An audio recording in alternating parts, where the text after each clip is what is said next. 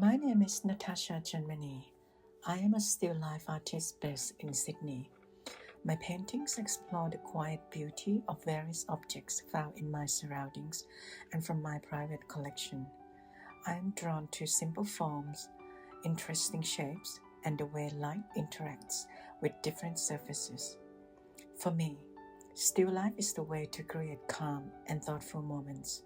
I hope when people see my work, they can pause for a moment and enjoy the quiet beauty in these everyday objects.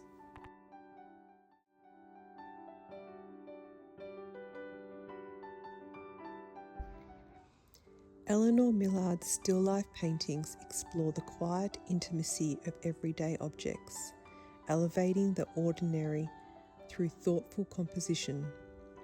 Using a patchwork-like technique of layered colour and tonal variation, she creates vibrant, harmonious surfaces.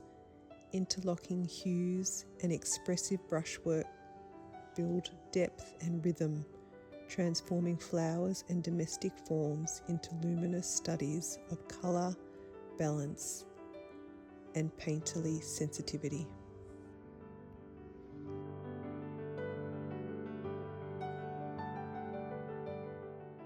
This collection of still life paintings exemplifies my interest in both diverse forms of glassware and the wild nature of plants.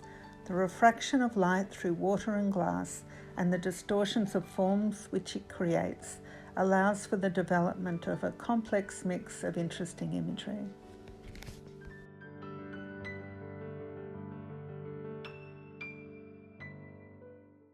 I always love to paint flowers that have been gifted to me. There's something really beautiful about capturing the memory, and I can remember exactly who gave me which flowers when. Probably my favourite flowers, especially these ones in this exhibition, are natives. They are amazing when they're dried and they kind of hold their shape and colour, even though some of these here are probably 8 years old. Having something in front of me, and it's just purely observational painting, gives me a lovely opportunity to thoroughly enjoy the process itself, the absolutely buttery deliciousness of the oil paint, and nothing else seems to come into my head. It's like a meditation of sorts.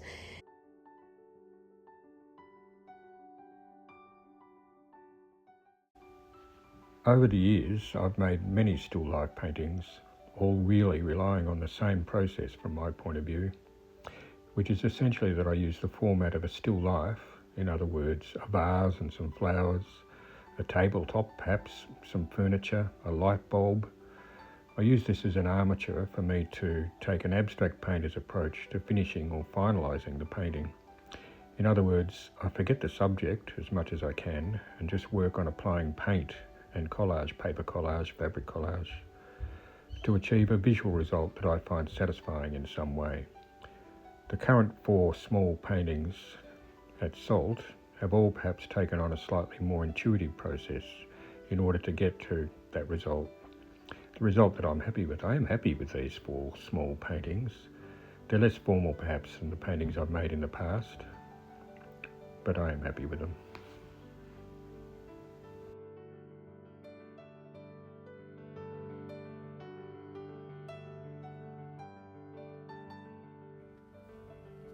Hello, my name is Robyn Rankin.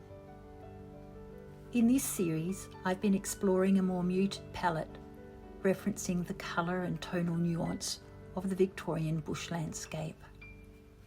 I'm a city dweller now, but I spent a lot of time in the country as a child, and my own family was raised in a coastal location.